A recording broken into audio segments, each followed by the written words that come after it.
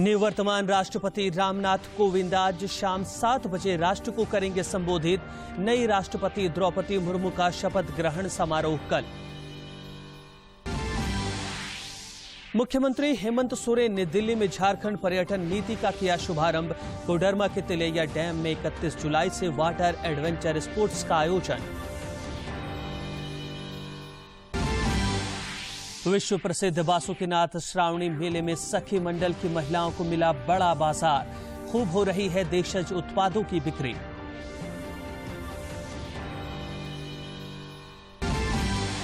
और world athletics championship में नीरज चोपड़ा ने सिल्वर मेडल जीतकर रचा इतिहास। देश को 19 साल बाद मिला पदक।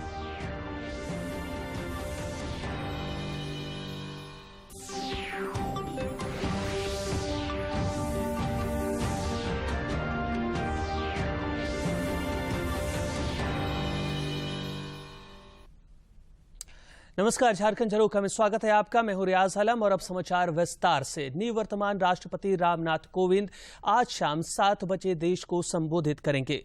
दूरदर्शन और आकाशवाणी के सभी चैनलों से राष्ट्रपति के संबोधन का पहले हिंदी और बाद में अंग्रेजी में प्रसारण होगा। राष्ट्रपिता महात्मा गांधी को श्रद्धांजलि देंगे।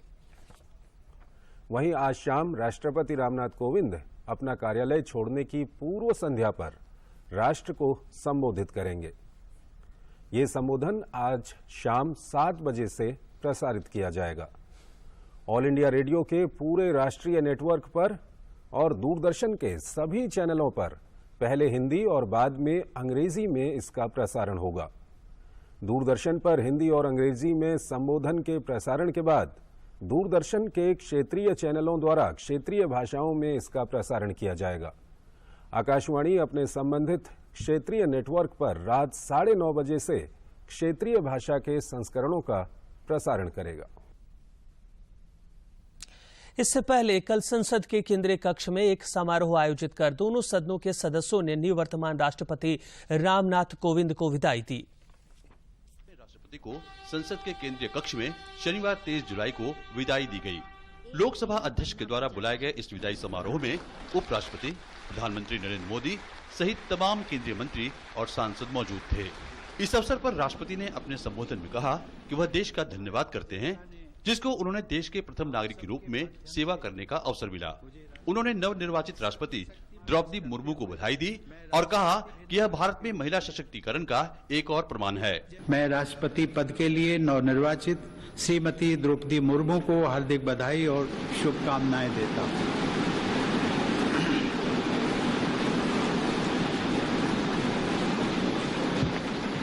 सर्वोच्च संवैधानिक पद पर उनका चुनाव महिला सशक्तिकरण को बढ़ाने के साथ साथ समाज के संघर्षशील लोगों में महत्वाकांक्षा का संचार करने वाला है।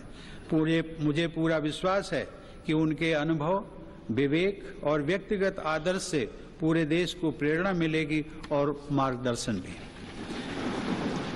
राष्ट्रपति ने आजादी के अमृत महोत्सव के वर्षगांठ को हर्षोल्लास के साथ मनाए जाने को लेकर भी हर्ष व्यक्त किया। राष्ट्रपति ने देश के स्वच्छता अभियान और सभी को साथ लेकर चल रही सरकार की नीतियों की भी सराहना की। मैं स्वच्छ भारत अभियान की परिवर्तनकारी उपलब्धियों का उल्लेख करना चाहूंगा। यह कहा जा सकता है कि स्वच्छता का यह राष्ट्रीय अभियान सरकार और देशवासियों की ओर से महात्मा गांधी के प्रति सच्ची श्रद्धांजलि रहा है।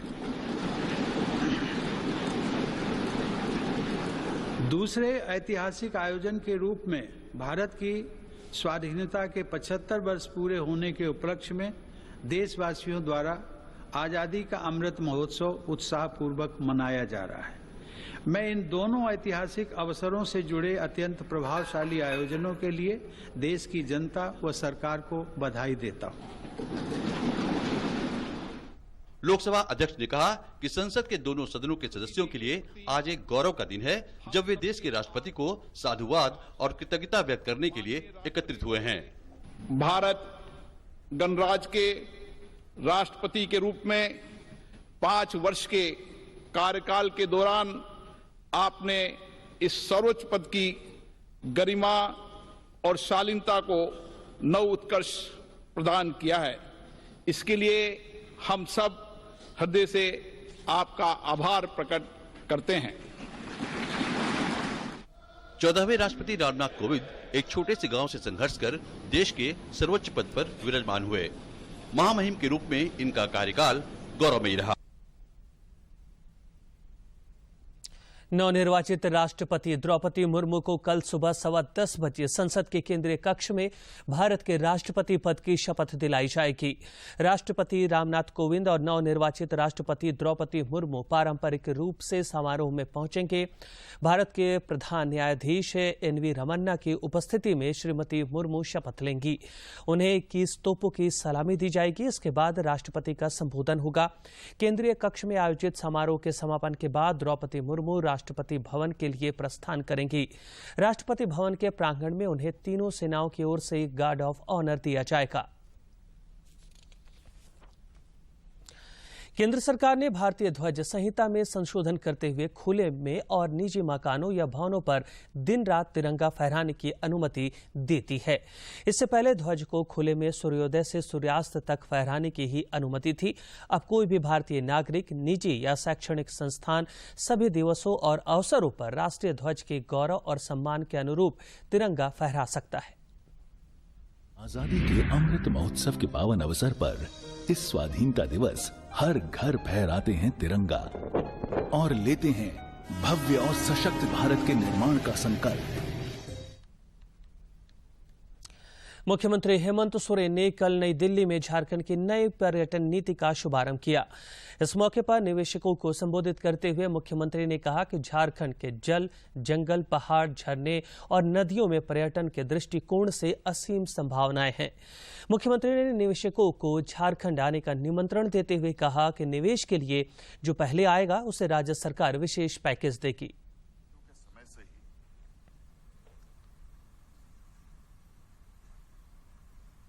और वो नजरिया रहा है मात्र खनिज संपदाओं को लेकर। हमारे स्टेट में लगभग 42% खनिज संपदाएं पाई जाती हैं, विभिन्न प्रकार के।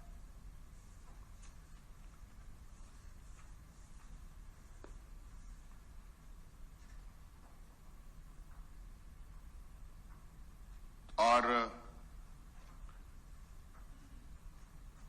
देश आजादी से पहले से ही हमारे झारखंड प्रदेश में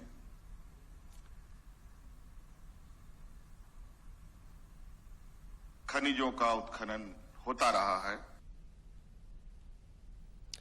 भाजपा के राष्ट्रीय अध्यक्ष जेपी नड्डा ने आज दिल्ली में भाजपा शासित राज्यों के मुख्यमंत्रियों और उप मुख्यमंत्रियों की बैठक बुलाई है। इस बैठक में प्रधानमंत्री नरेंद्र मोदी भी शामिल होंगे। बैठक में गुड गवर्नेंस और विभिन्न राज्यों में पार्टी की सरकारों के कामकाज पर चर्चा किए जाने की संभावना है। भाजपा अध्यक्ष जेपी नड्डा और भाजपा महासचिव संगठन बीएल संतोष बीजेपी शासित राज्यों के मुख्यमंत्रियों और उप मुख्यमंत्रियों के साथ बैठक करेंगे। इस बैठक में राज्यों में चल रही केंद्रीय योजनाओं की स्थिति, संगठन के कार्यक्रमों की प्रगति पर चर्चा की जाएगी। भाजपा मुख्यालय में आज दोपहर ये अहम बैठक होगी। बैठक में बीजेपी शासित राज्यों की योजनाओं पर भी चर्चा हो सकती है। विभिन्न राज्यों के सीएम गुड गवर्नेंस को लेकर राज्यों में चलाई जा रही योजनाओं की जानकारी देंगे। झारखंड समेत देश भर में पिछले कुछ दिनों से कोरोना संक्रमण का दायरा फिर से बढ़ता जा रहा है। पिछले 24 घंटे में देश में 19,100 नए मामले मिले हैं, जबकि इस अवधि में 18,499 मरीज ठीक हुए। मामले दर्ज किए गए। वहीं पिछले 24 घंटों में 18,143 मरीज उपचार करवाकर स्वस्थ हो चुके हैं, जिसके बाद देश में रिकवरी रेट 98.45% हो गया है। वहीं साप्ताहिक पॉजिटिविटी रेट वर्तमान में 4.46% दर्ज किया गया। दैनिक पॉजिटिविटी रेट 5.29% दर्ज की गई। इधर झारखंड में पिछले 24 घंटे के दौरान कोविड-19 के 157 नए मामले सामने आए हैं, जबकि 156 संक्रमित ठीक भी हुए हैं। राज्य में फिलहाल कोरोना के 1,233 सक्रिय मामले शेष हैं, जबकि रिकवरी रेट 98.51% है। कोरोना के खिलाफ जारी जंग में देश में टीकाकरण अभियान तेज गति से जारी है। देश में अब तक 2,01,96,00,000 से अधिक कोविड रोधी टीके लगाए जा चुके हैं। तेजी से बढ़ रहा है। कोविड महामारी के खिलाफ सबसे प्रभावी हथियार के तौर पर शुरू किए गए टीकाकरण अभियान के तहत देश में अब तक 201.99 करोड़ से अधिक टीकों की खुराक दी जा चुकी है। वहीं पिछले 24 घंटे में 28,83,000 से अधिक कोविड टीके लगाए गए। टीकाकरण अभियान देश में लोगों की कोविड से सुरक्षा का एक अहम माध्यम है और इसके उच्च स्तर पर लगातार समीक्षा और निगरानी की जा रही है। दुमका जिले की हजारों घरेलू महिलाएं रोजगार और आर्थिक स्वावलंबन के मार्ग पर पूरी कामयाबी के साथ आगे बढ़ रही हैं। सरकार के विभिन्न योजनाओं का हिस्सा बनकर ये महिलाएं बिल्कुल देशज तकनीक और देशज उत्पाद के जरिए स्थानीय बाजार में अलग पहचान भी बना रही हैं। ऐसे ही महिलाओं के समूह द्वारा उत्पादित वस्तुएं इन दिनों दुमका जिले के बासुकीनाथ श्रावणी मेले में खूब बिक रही हैं। पेश है एक खास रिपोर्ट। यह है दुमका जिले का विश्व प्रसिद्ध बासुकीनाथ मेला। यह शिव भक्ति का महाकुंभ तो है ही, स्थानीय उद्यमियों के लिए बड़ा बाजार भी है। इस मास व्यापी श्रावणी मेले में जरमुंडी प्रखंड की महिलाओं द्वारा उत्पादित वस्तुओं की खूब बिक्री हो रही है। सखी मंडल और दुमका जिला प्रशासन ने पलाश मार्ट का स्टॉल इस मेले में लगाया है। अभी JSLPS के थ्रू से सखी मंडल को एक अच्छा कार्य मिला है। उसके थ्रू से दीदी लोग अपना हाथ से बनाती है और हर एक प्रकार की चीज़ें बनाती है, जिसे यहाँ पर मेरा सारी चीज़ उपस्थित है। उसी थ्रू से हम लोग अपना यहाँ पर बासुकीनाथ में उसके जैसे पलाश मार्ट से उसको सेल करते हैं। मंदिर परिसर के प्रवेश द्वार के ठीक बगल में स्थित इस स्टॉल में वे सब सामान बिक रहे हैं जो किसी बड़े मॉल या बाजार में आपको नहीं मिलेंगे। मसलन ढेकी में कूटा हुआ उसना और अरवा चावल, पारंपरिक रूप से तैयार अरहर और मूंग की दाल, मड़ुआ का आटा, मड़ुआ के बिस्किट, साबुत मक्का, पलास के फूल और फिर जांते में महीन पीस कर तैयार किया गया अबीर, कोल्हू का सरसों तेल, देसी तरीके से तैयार शुद्ध मधु। यहाँ जितनी भी खाद्य सामग्री मिल रही हैं सभी ऑर्गेनिक हैं। यहाँ पे अरहर दाल बनाती अपने घरों से और ढेकी चावल, मड़ुआ बिस्किट,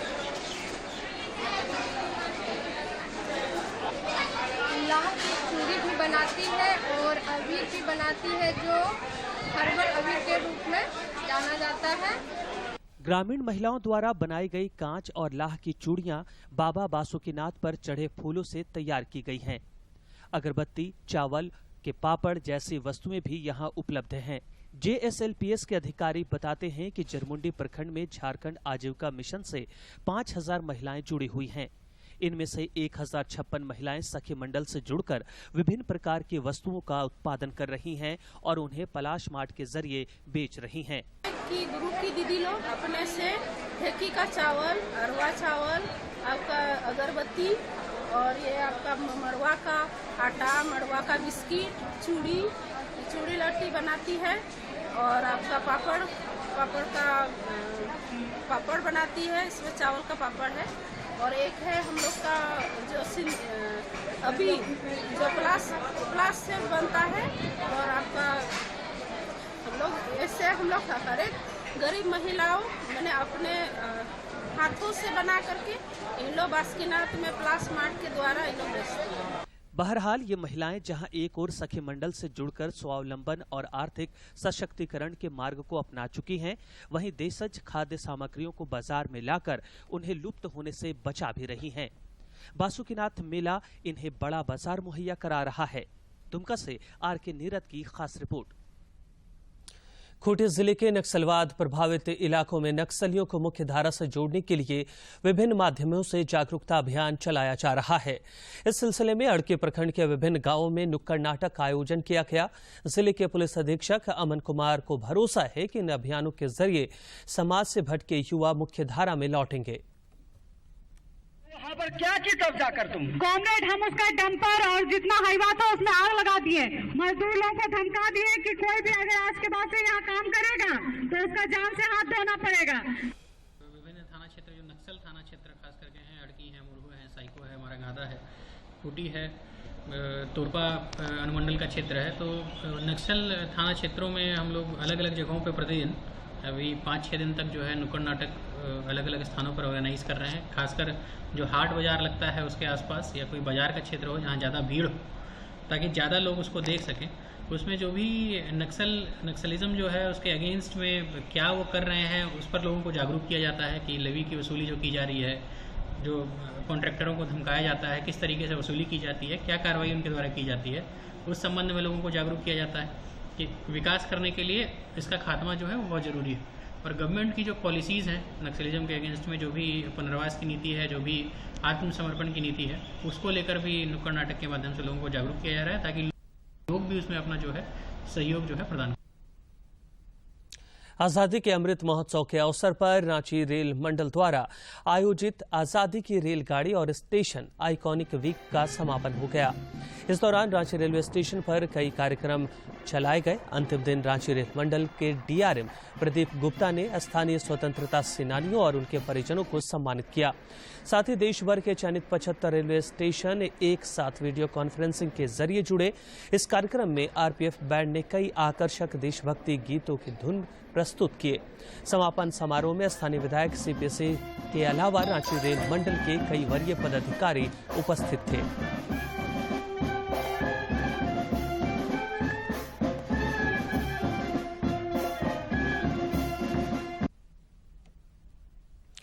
झारखंड की नई पर्यटन नीति घोषित होने के साथ ही पर्यटन क्षेत्रों में गतिविधियां तेज कर दी गई हैं।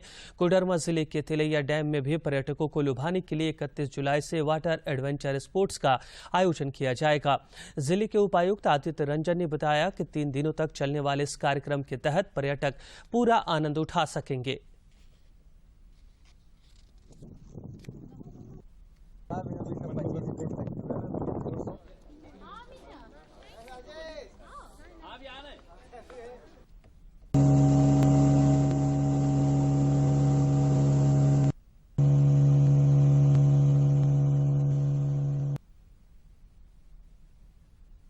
जिलों में प्रयास किया जा रहा था। हमारा तिलैया डैम झारखंड का सबसे बड़ा डैम में आता है, तो हम लोग अभी 31 के आसपास प्रयास कर रहे हैं कि वाटर एडवेंचर स्पोर्ट्स का आयोजन जो है राज्य स्तर से करेंगे और उसमें जैसा रिस्पांस होगा मैं हमारे प्यारे मीडिया भाई बंधुओं के माध्यम से पूरे जिला के सभी लोगों से अपील करना चाहूँगा कि बढ़ चढ़कर उसमें हिस्सा लें, क्योंकि उसमें जितनी भागीदारी होगी उसी अनुसार आगे निर्णय होगा कि यहाँ पे कौन कौन सा इक्विपमेंट परमानेंट तौर पर रखा जाए, ताकि आपके सगे संबंधी जो कोडरमा घूमने आते हैं उनको आप एक जगह ले जाके थोड़ा जो गोवा और उड़ीसा में लोग मजे करते हैं पूरी बीच पे और गोवा बीच पे, वैसे अच्छे एडवेंचर स्पोर्ट्स यहाँ है। उसी मकसद से हम लोग 1, 2 दिन 3 दिन का हम लोग एडवेंचर स्पोर्ट्स करा रहे हैं, लेकिन रिस्पांस जैसा होगा उसके अनुसार हम लोग आगे परमानेंट स्पोर्ट्स फैसिलिटीज का जो है इंतजाम करेंगे।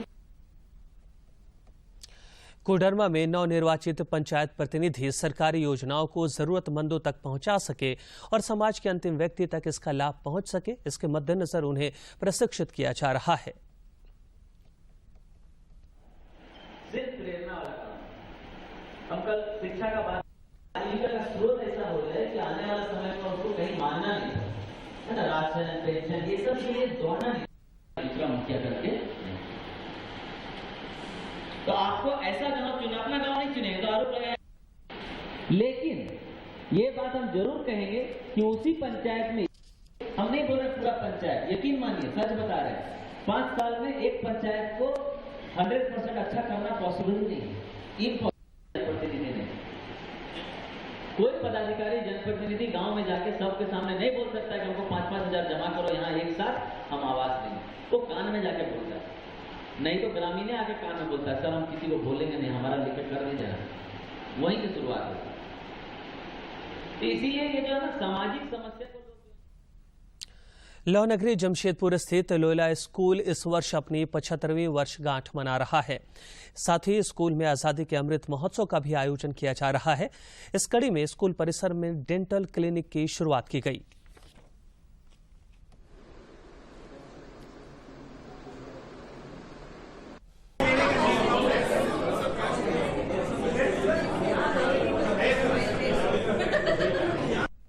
प्लैटिनम जुबली के लिए प्रोग्राम है, उसमें 3 मुख्य प्रोग्राम अभी शेड्यूल्ड है।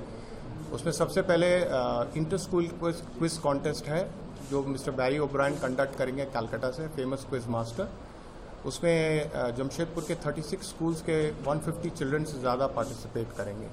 ये क्विज हमारे 75 ईयर्स ऑफ इंडियन इंडिपेंडेंस से कोइंसाइड करता है और अमृत महोत्सव का ही पार्ट है। So it is known as the India quiz. Bharat के जेवलिन थ्रोवर नीरज चोपड़ा ने अमेरिका के यूजिंग में आयोजित 18वें वर्ल्ड एथलेटिक्स चैंपियनशिप में सिल्वर मेडल जीता है। उन्होंने 88.13 मीटर भाला फेंककर यह मेडल हासिल किया। 19 साल बाद ये पहला मौका है जब वर्ल्ड एथलेटिक्स चैंपियनशिप में भारत को कोई मेडल मिला है। मेडल जीतने के बाद नीरज चोपड़ा ने कहा कि उन्होंने अपना सर्वश्रेष्ठ प्रदर्शन दिया है।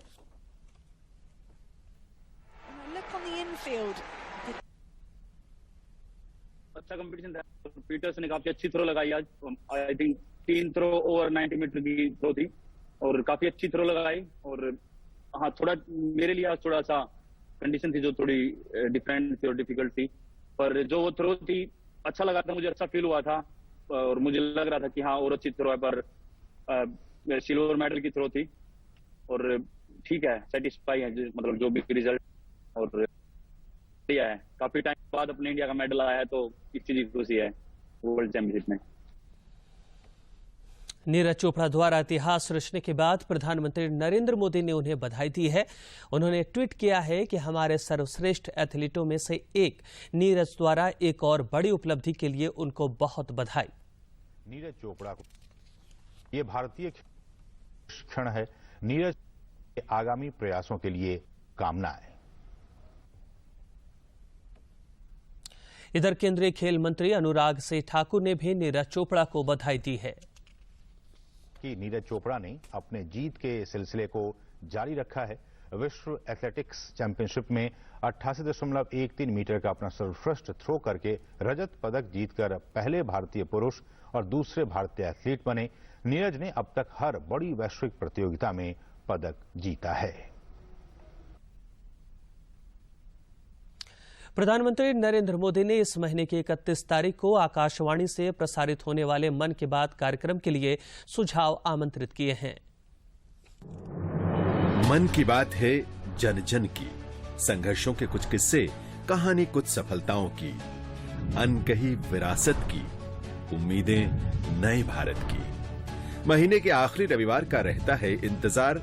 मलयाचल के आंचल से विंध्याचल के आंगन तक, ब्रह्मपुत्र के घाट से हिमालय के विस्तार तक होती है मन की बात प्रधानमंत्री के साथ। तो सुनिए इस महीने 31 जुलाई सुबह 11 बजे मन की बात आकाशवाणी और दूरदर्शन के सभी चैनलों पर। मन की बात के प्रादेशिक भाषाओं में अनुवाद का पुनः प्रसारण आप सुन सकते हैं रात 8 बजे आकाशवाणी और दूरदर्शन के सभी प्रादेशिक चैनलों पर। तो सुनिए इस महीने 31 जुलाई सुबह 11 बजे मन की बात। बंगाल की खाड़ी में उठे चक्रवातीय तूफान का असर झारखंड में दिखने लगा है। राजधानी रांची समेत कई जिलों में आज हल्के से मध्यम दर्जे की बारिश हुई। मौसम विभाग के अनुसार झारखंड में निम्न दबाव का असर अगले 3 दिन रह सकता है। इससे कुछ जिलों में तेज तो कुछ जिलों में मध्यम दर्जे की बारिश के आसार हैं।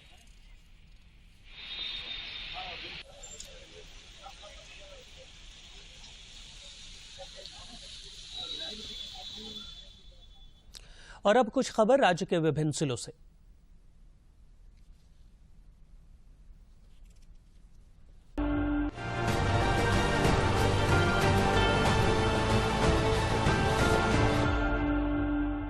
पाकुड़ जिले के उपायुक्त वरुण रंजन ने कल जिला विकास समन्वय समिति की बैठक की। योजनाओं की समीक्षा के क्रम में उन्होंने आपसी समन्वय स्थापित कर पारदर्शी रूप से विकासशील कार्य करने के निर्देश अधिकारियों को दिए। लातेहार जिले के उपायुक्त ने Jharkhand state livelihood promotion society की ओर से चलाए जा रहे विभिन्न कार्यक्रमों और परियोजनाओं की समीक्षा की। उपायुक्त ने योजनाओं के प्रभावी क्रियान्वयन के लिए अधिकारियों को आवश्यक दिशा निर्देश दिए। गिरिडीह जिले में बाल श्रम एवं बाल दुर्व्यवहार को रोकने के लिए कैलाश सत्यार्थी चिल्ड्रंस फाउंडेशन की ओर से जागरूकता रथ निकाला गया है। उपायुक्त ने इस रथ को रवाना करते हुए कहा कि यह इस अभियान को सफल बनाने में प्रभावशाली सिद्ध होगा। गुमला जिले में 2 दिवसीय सुब्रतो मुखर्जी फुटबॉल प्रतियोगिता संपन्न हो गई। परमवीर अल्बर्ट एक्का स्टेडियम में आयोजित समापन समारोह में जिले के उपायुक्त सुशांत गौरव ने विजेता और उपविजेता खिलाड़ियों को पुरस्कृत कर प्रोत्साहित किया। देवघर जिले में विश्व प्रसिद्ध श्रावणी मेले के दौरान कांवरियों के मनोरंजन के लिए भी कदम उठाए जा रहे हैं। इस सिलसिले में चल कांवरिया शिव के धाम थीम पर एक प्रदर्शनी लगाई गई है। इसके साथ ही कलाकारों द्वारा भक्तिमय सांस्कृतिक कार्यक्रम भी प्रस्तुत किए जा रहे हैं। साहबगंज जिले के उपायुक्त रामनिवास यादव ने आपदा से निपटने के लिए संबंधित पदाधिकारियों के साथ बैठक की। बैठक के दौरान उपायुक्त श्री यादव ने जिले में कम वर्षापात होने के कारण सुखाड़ की स्थिति को देखते हुए प्रखंडवार फसल क्षति की स्थिति की समीक्षा की। पूर्वी सिंहभूम जिले के उपायुक्त ने डुमरिया प्रखंड में राज्य खाद्य निगम के गोदाम, नवनिर्मित प्रखंड अंचल कार्यालय, सामुदायिक स्वास्थ्य केंद्र और मध्य विद्यालय डुमरिया का औचक निरीक्षण किया। मध्य विद्यालय डुमरिया में उपायुक्त ने बच्चों से संवाद भी स्थापित किया। पश्चिमी सिंहभूम में जारी सुब्रतो मुखर्जी फुटबॉल प्रतियोगिता के समापन समारोह में राज्य की मंत्री जोबा मांझी शामिल हुई। उन्होंने विजेता और उपविजेता टीम को पुरस्कृत किया, साथ ही खिलाड़ियों को भी प्रोत्साहित किया। पलामू के उपायुक्त ए डोडे ने NHAI और माइनिंग को लेकर विभिन्न कंपनियों के प्रतिनिधियों और संबंधित पदाधिकारियों के साथ बैठक की। इस दौरान उन्होंने कार्यों में आ रही रुकावटों पर चर्चा की और संबंधित अधिकारियों को इसे दूर करने के निर्देश दिए। पलामू जिले के पिपरा प्रखंड में किसान गोष्ठी का आयोजन किया गया। कमजोर मानसून के कारण पलामू में बन रही सुखाड़ की स्थिति से निपटने के लिए आत्मा पलामू की ओर से वैकल्पिक फसल लगाने के उद्देश्य से आयोजित इस किसान गोष्ठी में प्रखंड तकनीकी प्रबंधक संजय कुमार ने किसानों को छोटी अवधि में बीज पर भेद का उपयोग करने की सलाह दी।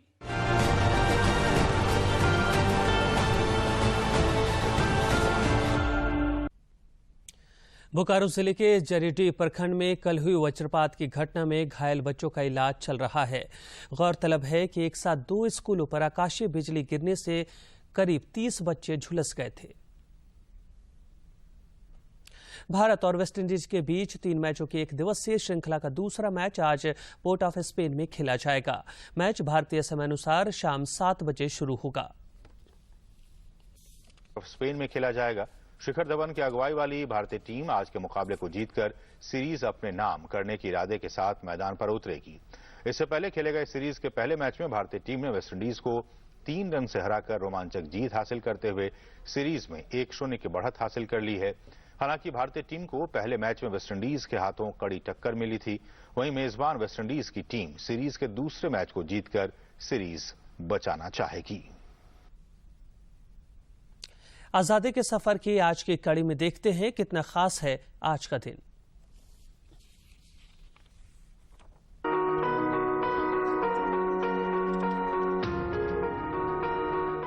आज की कड़ी में हम स्वतंत्रता सेनानी अन्ना पत्रावे का स्मरण कर रहे हैं।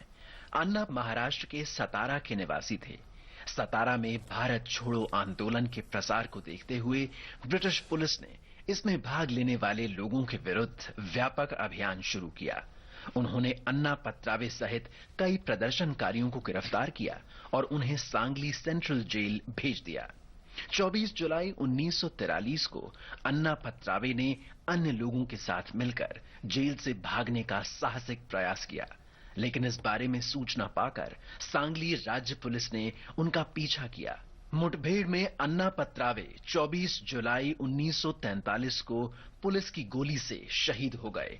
मां भारती के वीर सपूत को नमन।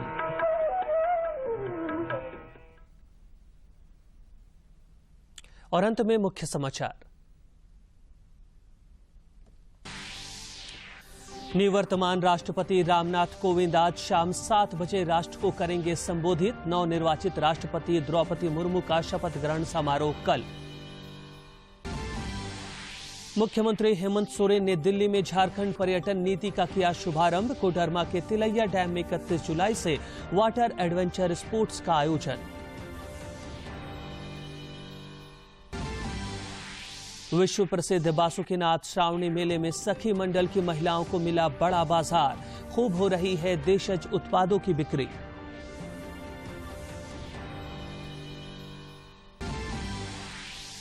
और वर्ल्ड एथलेटिक्स चैंपियनशिप में नीरज चोपड़ा ने सिल्वर मेडल जीतकर रचा इतिहास। देश को 19 साल बाद मिला पदक।